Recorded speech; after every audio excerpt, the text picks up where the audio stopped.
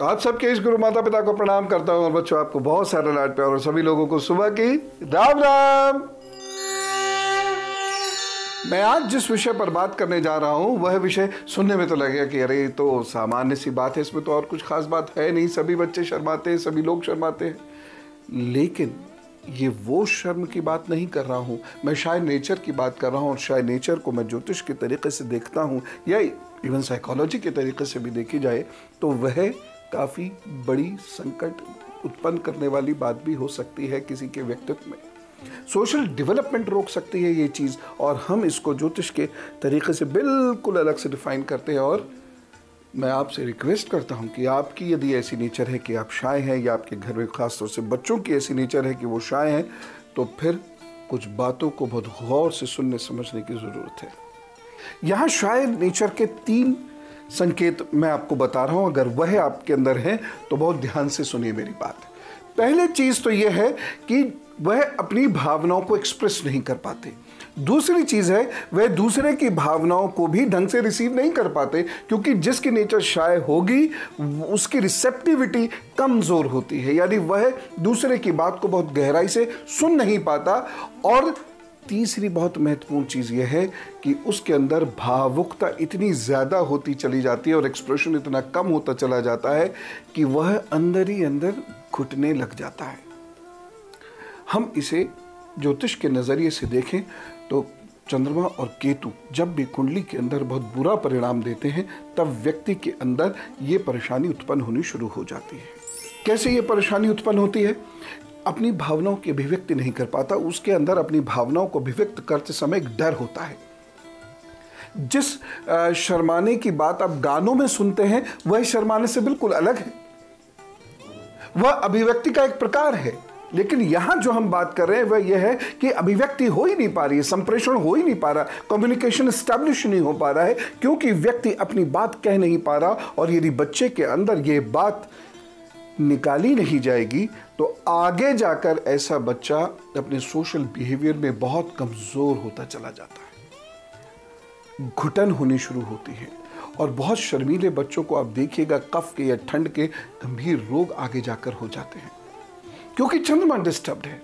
और दूसरी चीज यह है कि वह दूसरे के संप्रेषण को सुन नहीं पा रहा, क्योंकि उसके अंदर एक भय है जो उसके व्यक्तित्व में स्थिरता और स्थायित्व नहीं दे रहा है। यानी केतु वह किसी व्यक्ति की बात को पूरे गौर से सुनेगा नहीं, वहां से भागने की कोशिश करेगा, वो आधी बात सुन के वहां से हटने की कोशिश करेगा, क्योंकि आंख से आंख मिलाकर वह बात नहीं कर पा सकता। इसीलिए ये 3 लक्षण यदि हैं किसी व्यक्ति के अंदर, वो बड़े स्त्री पुरुष हों या वो बच्चे हों, तो ध्यान दीजिए। मैं आपको कुछ उपाय बता रहा हूं, क्योंकि ये बात अगर दूर नहीं हुई तो व्यक्तित्व बेहद कमज़ोर रह जाएगा। कमज़ोर रह जाए उसमें ऐसी कोई समस्या की बात नहीं है, लेकिन मानसिक रूप से ये कोई बीमारी उत्पन्न कर सकता है। ये सामान्यतः जिसे हम शर्मीलापन कहते हैं, शायनेस बोल देते हैं, और इसको बहुत आराम से हम ले लेते हैं, ये बड़ी भारी समस्या है। इस समस्या के कुछ कारणों पर प्रकाश डालना चाहता हूं, इस प्रकाश को जरा देखिएगा। शर्मीलापन ये जेनेटिक भी हो सकता है, अनुवांशिक, पीढ़ी दर पीढ़ी चली आती है बात। और कई घर आपको ऐसे मिलेंगे जिसमें लोग अपने मन की बात कह ही नहीं पाते, संकोच करते हैं, हर बात में संकोच करते हैं। तो ये जो शब्द होता है ना, संकोच करना, शर्मीलापन, मूलतः ये मानसिक कमजोरी है, क्योंकि आप समय पे अपनी बात कह ही नहीं पाएंगे, अपने भावों की अभिव्यक्ति कर ही नहीं पाएंगे और दूसरे की बात को ढंग से पेशेंटली सुन नहीं पाएंगे, जिसकी वजह से आपके सामाजिक संबंध बेहद कमज़ोर होते जाते हैं और आप जैसे नहीं होते हैं, लेकिन फिर भी आपकी छवि लोगों में वैसी पहुंचती चली जाती है। इसीलिए मैं इस बात पर बहुत जोर दे के कह रहा हूं कि यदि आपके अंदर ये समस्या है तो उपाय मैं बताऊंगा, आप इसे ठीक कीजिएगा। बच्चों के अंदर खास तौर से आपके घर की ये समस्या है तो इस समस्या से निजात पाना ही होगा, अन्यथा आपका सोशल एडजस्टमेंट धीरे धीरे धीरे धीरे कमज़ोर होता चला जाएगा। सोशल एडजस्टमेंट के बारे में मैंने शनि, चंद्रमा और केतु को लेकर एक दिन आपके साथ आपको बहुत अच्छे से समझाया था ना, ध्यान है? और आपको ये पता था कि कहीं भी किसी व्यक्ति के व्यक्तित्व में यदि सोशल एडजस्टमेंट वीक है तो वो आगे जाकर किन किन मनोविकारों का शिकार हो सकता है। इस पर और डिटेल से बात करेंगे। कुछ उपायों का ध्यान जरूर रखें। और फटाफट इसको नोट कीजिए। सबसे इम्पॉर्टेंट बात, यदि बच्चों के संबंध में कहूँ मैं, तो पेरेंट्स बहुत ध्यान रखें अपने बच्चों के और अपने रिलेशंस का।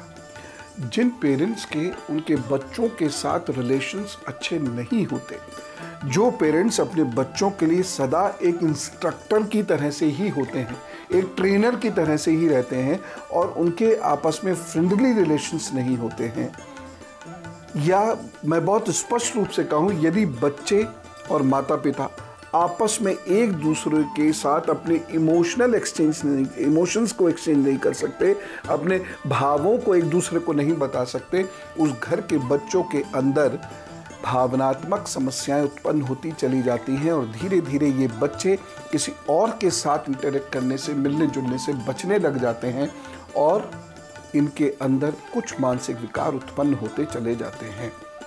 इसमें जो सबसे बड़ी भूमिका है वह है माँ की। हम चंद्रमा को मजबूत सदा माँ से करते हैं, कुछ पहनने वगैरह से इसमें कोई बहुत विशेष लाभ नहीं मिलेगा।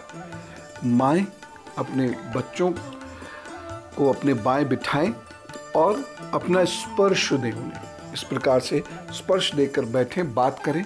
लंबे समय तक ये एक दिनचर्या का हिस्सा ही बनाकर काम कीजिएगा।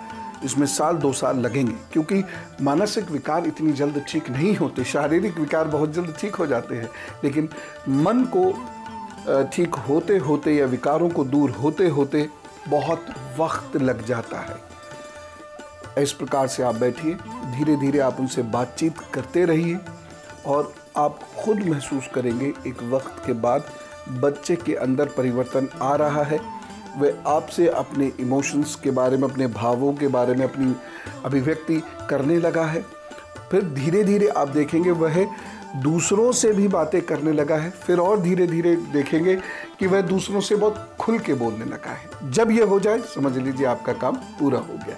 लेकिन इसके साथ कुछ और उपाय भी करने बेहद आवश्यक हैं, क्योंकि ये वो विकार है जो समय रहते यदि नहीं निकला तो जीवन में बहुत घुटन होगी। जो बड़े लोग हैं वो मेरी बात को समझ रहे होंगे। वह सारे लोग जो अपने ही अंदर घुट के रह जाते हैं, अपनी बात को किसी से कह नहीं पाते हैं, या कोई उनसे कुछ भी कह जाता है और वह उसका उत्तर नहीं दे पाते हैं, ऐसे लोगों को कितनी घुटन अपने अंदर होती होगी। बच्चों में ये विकृति मत आने दीजिएगा। और अब कुछ खास उपाय गुरु मंत्र में, और मैं जो अब उपाय बता रहा हूं इसे बहुत गौर से सुनिए और मैं पुनः आपसे निवेदन कर रहा हूं कि इस समस्या को आप सीरियसली लीजिएगा। अश्वगंध, यह हर हालत में ऐसे लोगों को खानी चाहिए जो ज़रा ज़रा सी बात पर बहुत शर्मा जाते हैं और इस तरीके से वो शाये हो जाते हैं कि अपनी बात कह नहीं पाते, दूसरे की बात सुनते नहीं हैं और वह लोगों के बीच में से हट के कहीं चले जाना चाहते हैं, कहीं साइड में जाकर खड़े हो जाना चाहते हैं। अश्वगंध का सेवन आपको ज़रूर करना है। साथ ही साथ सुबह सुबह आंवले का सेवन ज़रूर करना, किसी भी रूप में आप कर लीजिएगा। हाँ, कोई पेट की विशेष दिक्कत हो या आंवले से आपको कोई कष्ट रहता हो तो अलग बात है, लेकिन आंवले का सेवन करिएगा। तीसरी चीज़ है प्राणायाम। जो लोग गहरी सांस लेते हैं, छोड़ते हैं, आपको इसको सीखना होगा। धीरे धीरे धीरे धीरे अपने इस विकार से वह मुक्त हो सकते हैं। चौथी बहुत महत्वपूर्ण बात है, ऐसे लोगों को दिन में दाहिना स्वर चलाना चाहिए। मैं उल्टा बता रहा हूँ, लेकिन जो बता रहा हूँ उसे ध्यान से सुनिए। दिन में अनेक बार केवल दाहिने नथने से गहरी सांस लीजिए, धीरे धीरे और गहरी सांस छोड़िए। इससे आपके अंदर ओज आना प्रारंभ होगा और जो आपका पिंगला नाड़ी का हिस्सा है यानी सूर्य, वह मजबूत होगा। तो जो चंद्र ने आपको डेफिशिएंसीज दी हैं, कमजोरियां, कमियां दी हैं, वह धीरे धीरे दूर होनी शुरू हो जाएगी। ऐसे लोगों को तांबे का कड़ा अवश्य पहनना चाहिए और साथ ही साथ पीले फूल घर में अवश्य उगाने चाहिए स्वयं, अथवा पीले फूलों से अपने इष्ट का पूजा वंदन नियमित रूप से करना चाहिए। तब जाकर इस समस्या का निदान होता है। लेकिन होता ज़रूर है, बस आप इसे महज एक सामान्य सी बात मानकर या सामान्य सा पर्सनैलिटी ट्रेट मानकर मत लीजिए। ये एक गंभीर मुद्दा हो सकता है। आप खूब खुश रहे और आपकी अभिव्यक्ति बहुत अच्छी हो, जिससे कि आपको सफलता जल्दी जल्दी मिले। इसी कामना के साथ चलो, राम राम, नमस्कार।